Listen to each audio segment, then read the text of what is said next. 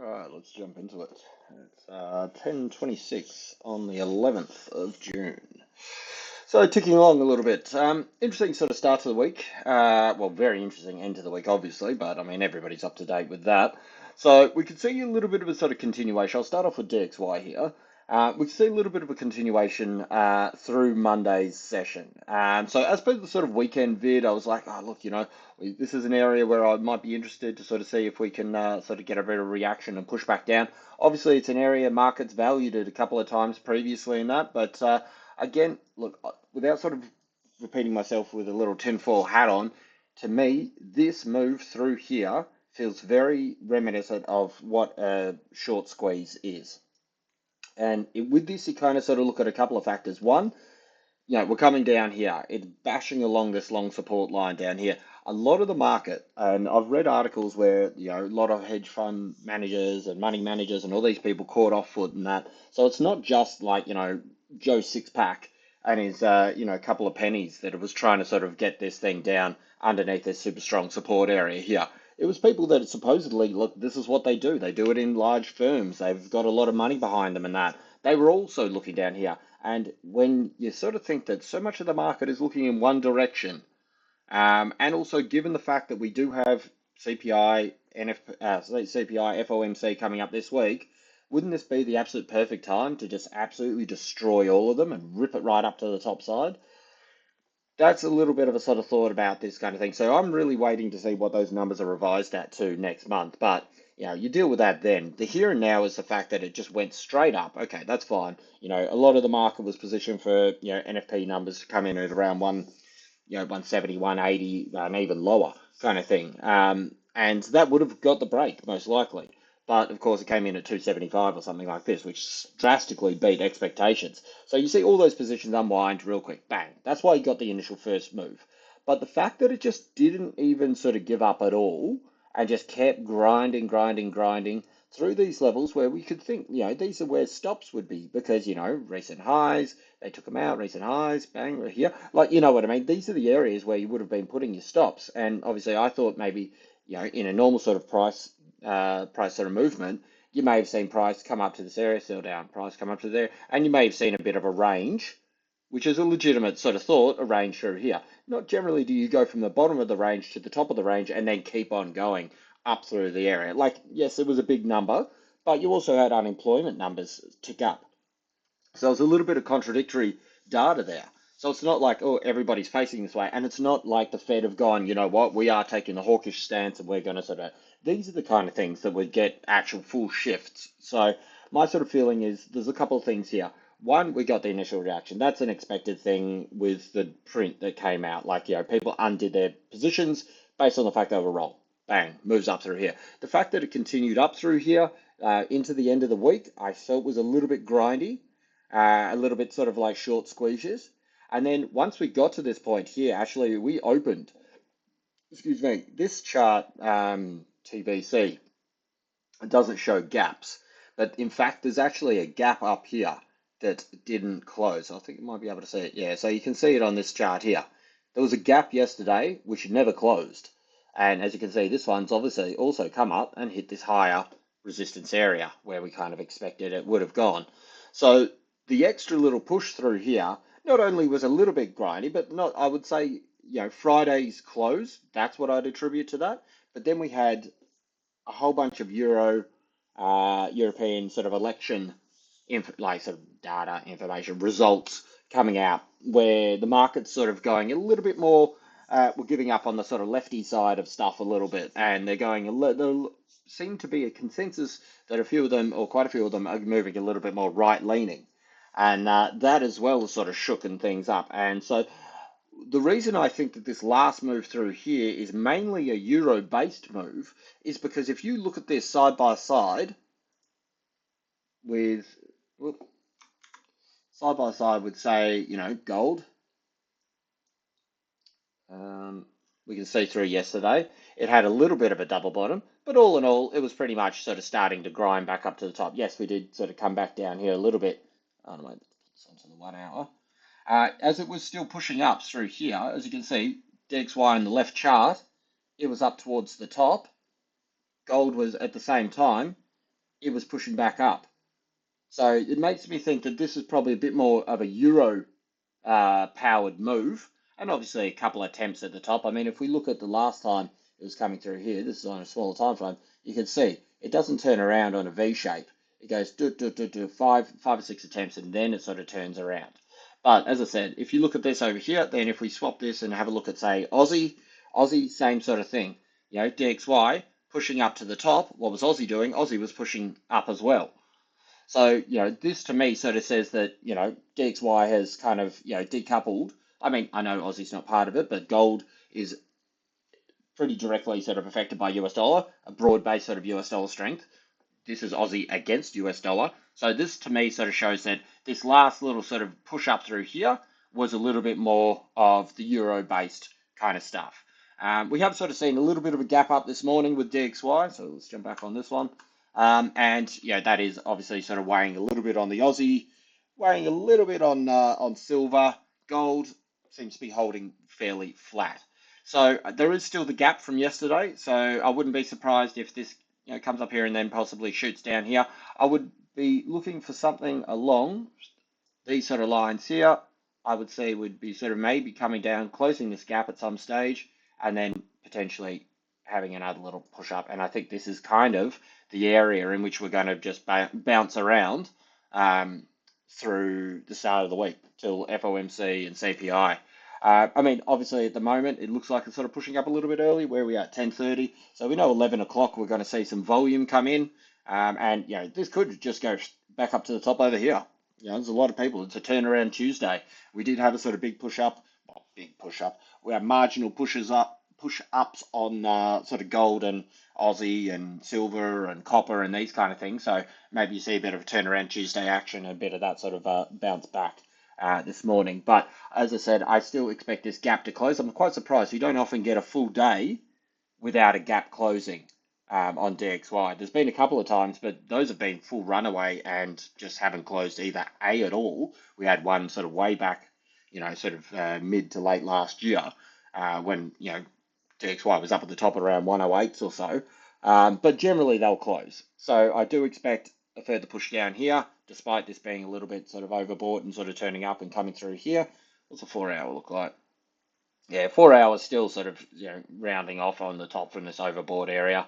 So look, where we are right now, it pushed up, came into this upper zone that we sort of thought, look, as I said, I thought this one would hold, but it didn't. So you look for the next one. Where have the sellers been prior to that? Well, sellers have been here, sellers have been here, sellers have been here. So what's the chances that they're going to be here? And there they were. You know what I mean? So these levels aren't sort of like the gospel and it'll never break, but it's just, reaction. If it does break this, where are they going to be next? And next above this, you're probably actually even looking at this, you probably put this a little bit higher and you pop this just up over here. Probably don't need 5. I was probably just really emphasizing a point or something one time when I went bang, bang, bang, bang. But yeah, so this is where we're sort of looking for here now. And as you can see, these are areas where we had resistance, resistance. So it's only stand to reason that we try at least a support here. And as you can see, price came down into it. Buyers are having another go with it all. If this breaks through here, then we look probably, as I said, down here, which will close the gap, and at the same time, we can see that this has been an area where we've had sellers, and close the gap. And so if it comes down here, hence this little line, this is where I think we'll sort of get a bit of a reaction moving back up if we do start to take out this morning's lows. I'll put a little alert here.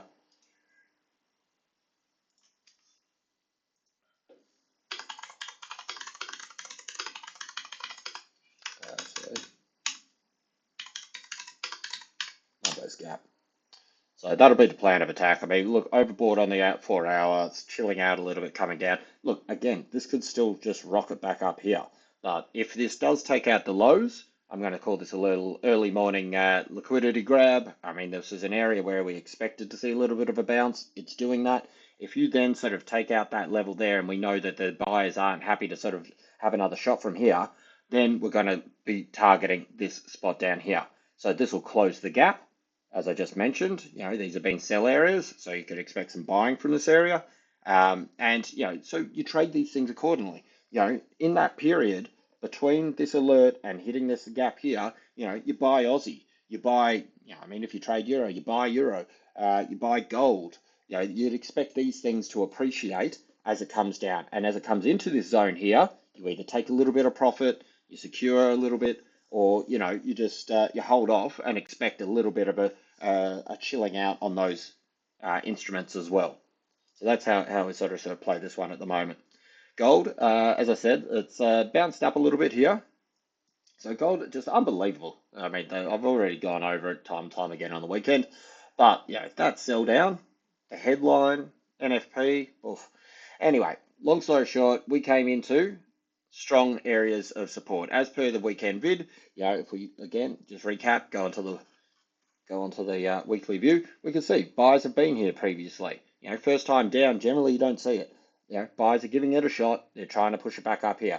Areas of interest are going to be the body fill, which we can see has probably been a fairly strong area here. So where was that? Around that 2730 level.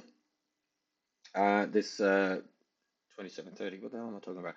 2320, 2330 levels. That's the kind of area that's going to be quite interesting. You're probably going to want to sort of get back above this line down here. That's going to be an interesting level if we do sort of push up here. I do think we can expect to push up prior to NFP. Jeez, I'm all over the shop this morning. Prior to FOMC and CPI. We have sort of seen, obviously, look, the buying's pushing up a little bit through here down on this thing. Not enough to sort of say, look, it's a strong sort of negative divergence or anything. But we are sort of seeing, obviously some expected buying, as we've seen previously, from this level down here. Now, you kind of sort of think, okay, where are some levels like, this is a pretty interesting little line that I put through here, actually, just the other day, yesterday. And we can see that this is that support. And obviously, it's actually acted quite a few times as resistance pretty well up here, only to a couple of cents difference on this line here. And then if you drag that down there, it's just askew. But this is leading to what's called a megaphone pattern. And basically, you can see we're doing higher highs, but we're also doing lower lows. So generally, these sort of things are basically just, again, like it's just sweeping the book of everybody. Because if you're trying to trade this range in UK, look, I'm buying it. I'll put my stops under the bottom. Bang, you're stopped out. Okay, fine. I'll short it. Put my stops above the highs, the strong area. Bang, taken out. Oh, okay, try it again. Bang, taken out. And then, boom, then the move happens. And this is what I say, sort of like with a lot of these things, they break you mentally, they break you financially, and then you see the move. I mean, how many people were short down here? Anybody who was short up here, they dragged their stops into profit. Well, they're out. And then bang, you see this move here was the biggest one-day move we've had in the gold market since 2020, pandemic-y kind of periods. It's insane. We've also seen a bit of a completion. I think this actually, did this work out? No, this hasn't quite come out yet. No, so we take that one away. But yeah, so it's a very frustrating sort of market to be trading at the moment. But what we have seen is, this is a very important area previously. This is that little sort of resistance, the little backtest area. We know buyers don't mind having a go from here. So if we can hold above this level here, there's a good chance, again, that we sort of push back up to around here. And I think we can mitigate a little bit of this sell down sort of coming into these other prints this week, CPI and FOMC, as I keep mentioning. So we have sort of seen a little bit of a break to the highs here. Obviously, double rejection to get out of that. It was a little bit of a measured move through this area, like it was a little what have we got? It was a little bit of a range play through here, and this one through here, and we can see that this is kind of effectively all sort of just played out now.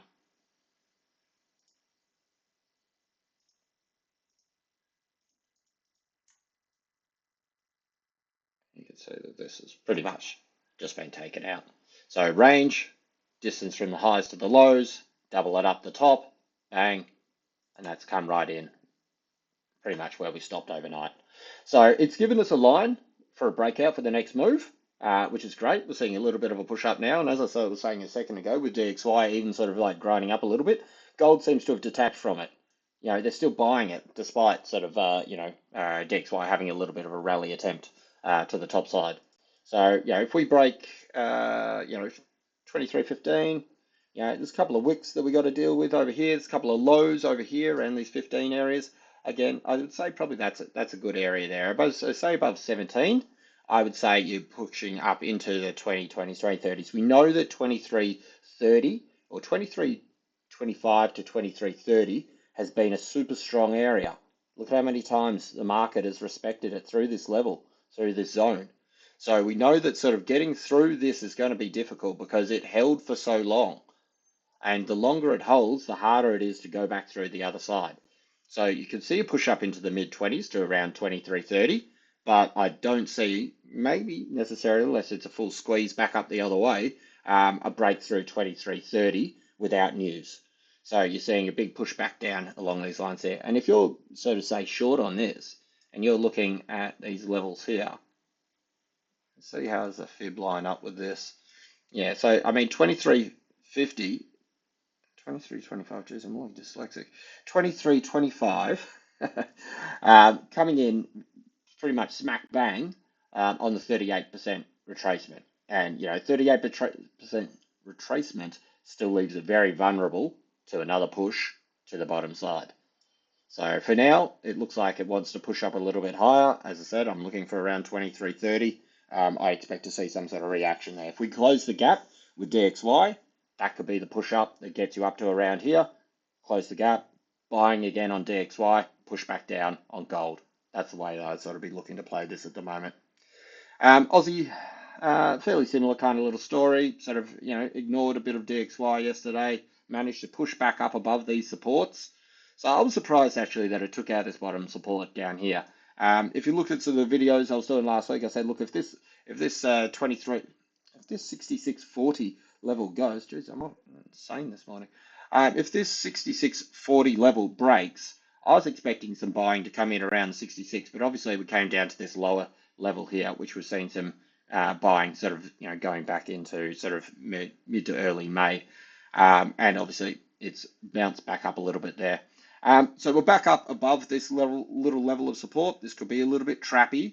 If you are sort of short and you've sort of bought this low, well, you could be in for a little bit of a squeeze. We know that Aussie likes to do that. They like to sort of get people down, get them into these technical break areas here, and then sort of just squeeze them back up here. So we'll have to sort of see how this reacts here. Look, if this breaks down a little bit further and runs back towards the lows, well, I think you could pretty much put yourself in a little bit of a consolidation box through this area here. If we sort of take out 66, if we aren't able to sort of hold it. As I said, turn around Tuesday, so there's a good chance that we mitigate some of yesterday's bounce and then sort of drive back down to the bottom sides over here. But again, if DXY goes to sort of close the gap, this means Aussie is going to push back up here. Top side, I would say that 66.26, I would say this is actually, despite it sort of being so kind of not overly massive, I would say this is a probably area that we could target with Aussie at the moment. Get this thing. So if we put this here, this here, something like this. That's kind of what I'd be looking at for Aussie. If we can hold 66, have a shot at 66.13, top side 66.26, I think would be the trade. If you want to wait for the confirmation, 66.14, you put your alert above that one there. You say 66.26. We are a little bit sort of overbought, tipping down. This is on the 1 hour. How's the 4 hour look? 4 hour looks like it could have a little bit more. It's basically, as I said, this you can see here as well. As I said, this is Aussie loves to do little trappy moves. This could very much have a bunch of people sort of trying to sort of sell into this. I mean, again, this is what I say though, sort of like you've got to be ballsy to sort of like after these massive drops to then start shorting just because you're into sort of a support area. You've broken the support area. You need to have the break, the back test, and then a subsequent lower low. I mean, you could maybe say this little one candle here, but that's what first candle, 7 a.m. on a Monday morning. So you're not really going to be trading that one. So yeah, I think this has got room to squeeze people a little bit. I think sort of this, unfortunately, is just going to put a little bit of an issue onto Aussie. This is the head of that head and shoulders that we traded last week. I think that will actually, even though it's kind of like, these big chunky areas, something like this can be very sort of like it just blends into the background basically, and you don't expect it to be the area where they sort of sell it down. But I wouldn't be surprised, sorry, if they do just go, okay, that's where they see it as a medium term cap, short term cap, and sort of sell it down from this area here. So a little bit of upside. Obviously, look, we're sort of looking a little bit bearish as it is right now. But 1046, we should see some volume coming in soon. If we see sort of metals push back out to the top and have another little push to the top side, then I reckon, with that Aussie will probably sort of follow suit a little bit with that one as well. Okay, then we flip it on copper. Copper is actually, look at this. Does not get any more defined than this. Even like, I mean, this is probably just how the things decided to put the buys, write the word. I mean, but buys came up here perfectly. So I got this move through here on what was it, Thursday, Friday last week, and as anybody would know, if you've sort of watched anything if I do, I don't hold things. I go in and out multiple times. Copper, I sort of, I probably sort of, I'm still a little bit jaded from buying a bunch of it at 39, sort of way back down here, when we were waiting for this big breakout zone through here. I was fairly loaded just here. Took profits, somewhere up through this area here around the price target on half of it, stopped out on half of it before it even moved. But then, of course, look at where it ran afterwards. And I was off in Japan, and this thing just exploded 30%. So, a little bit jaded from sort of not catching that large part. So I'm like, here we go, come back here. We've got the wedge break. Boom, looks good. Break through the wedge. Nice accelerated candle just as soon as I bought. I bought like sort of down here and just went straight up. So straight into profit. It was a great trade. I'll hold this one. And of course, everybody knows what happened on Friday. Market got destroyed. Bang, stopped out. I said over the weekend, this is the line. This purple line through here is the one that I'm sort of interested in, because this, as you can see here, is our daily support. 1, 2, 3, fourth touch. First time back to touching this since March. Look at how accelerated and off that line it went. Now it's chilled out. We got a 50% retracement of that whole move, coming into contact with the main trend. There's still this wedge is in play. This was like a little bit of an attempt out the first time, smacked back down. We knew sellers were going to be in this line here. We've seen it back over this level. We've seen them sort of more recently around this level, and it got hammered down. So yeah, look, that was expected. The wedge, I think, is still valid. It came into a pinch. It's pushed out a second time. This is the breakout confirmation line. If you can get, as you can see, this is the little chart. I'll put it on the 4 hour, I can see it a bit better. This is the path that we're potentially looking for. One more drive up towards this line here. If you get one of these ones here and it sweeps the lows, sweeps the lows, sweeps the lows, everybody's given up. They've sort of, they've got stopped out. They're mentally over it. They've moved on to another instrument. They've, got no money left in that to sort of put into their copper. That's when they'll move it. You know what I mean? It's you know what I mean? I don't know the strict sort of price actions as much with copper, but a lot of these large commodities, particularly say oil and gold, do these things a lot. And if you remember back sort of like way back down here, how many times it stopped out and it's like running beautifully, bang. Like it was just up and down and up and down and up and down, like through this area for ages, coming through this weekly support. And see this last little bit here? This is a perfect example. Took out the lows. Whoop. Took out the lows through here. Took out the lows through here. Took out the lows through here. 1, 2, 3. And what happened after that? Bang. You saw the large move up. So this is what we're kind of looking for at the moment. As you got lows coming lower and lower and lower, you got a defined top end. And then once it breaks, it breaks. And then fast forward to where we're at now.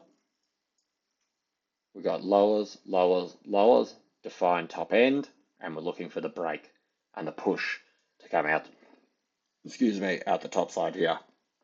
If we could break this line here, there's levels that are going to sort of pose issues going through here, but ultimately you're looking for a move back up to retest over here, 5100. And then you've got your sort of your big third leg, as I talk about a lot.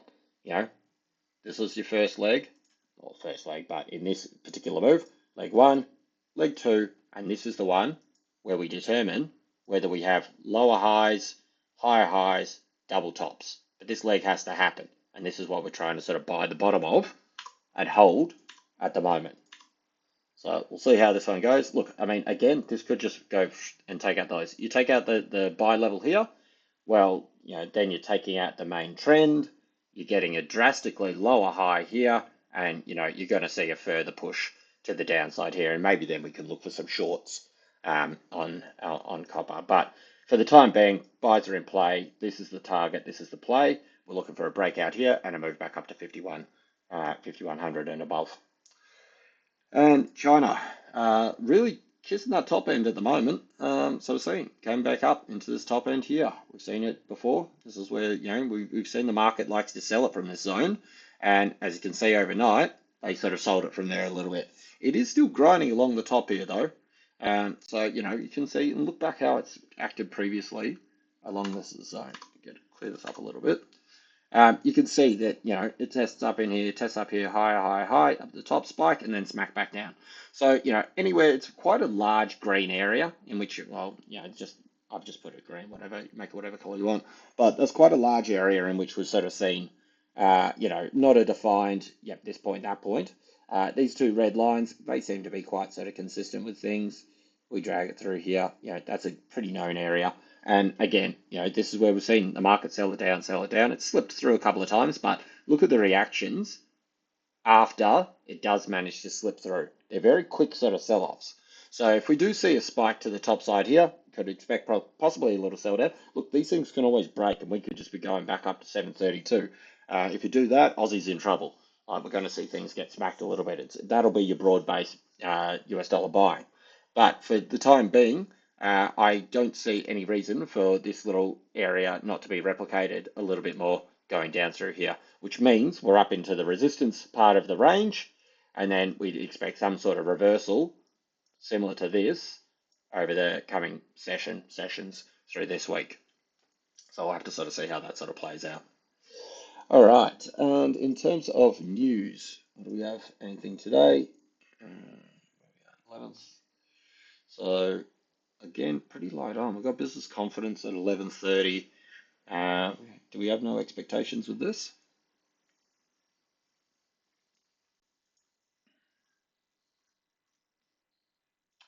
No, so no expectations on this one here. And then rest of Asia, nothing. Yeah, we've got Claremont count change. So that's employment numbers added for the UK.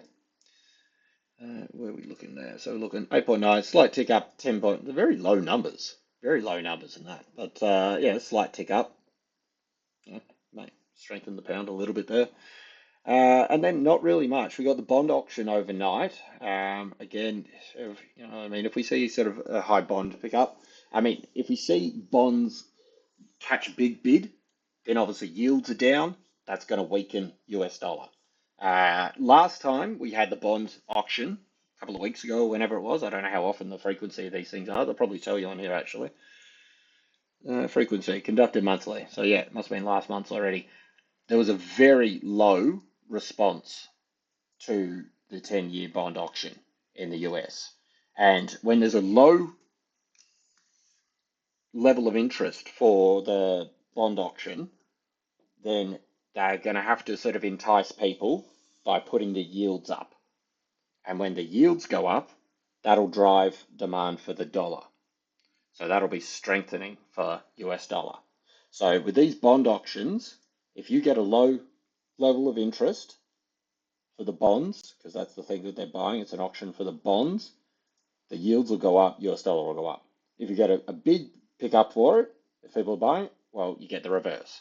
They don't need to offer such crazy high numbers and yields can go down a little bit, US dollar will weaken. So I think that'll be something to sort of pay attention to. That's happening. It's always a weird time. 3:01. Okay, there must be a reason for that to be 1 minute past the hour. But yeah, so that's happening overnight. Something to look forward to. Or keep in mind. Tomorrow we've got a bit of China data coming out. Looks like a little bit of a sort of mixed thing. CPI up a little bit. PPI expected to still be negative, but increase a little bit there as well. And then, of course, tomorrow night is the start of the big lots. So the CPI typically come flat, and then, of course, we've got FOMC, and then the statement is the big one. The press conference, press conference is the big one, 4:30, which will really get the movement happening. All right, that's about it from me.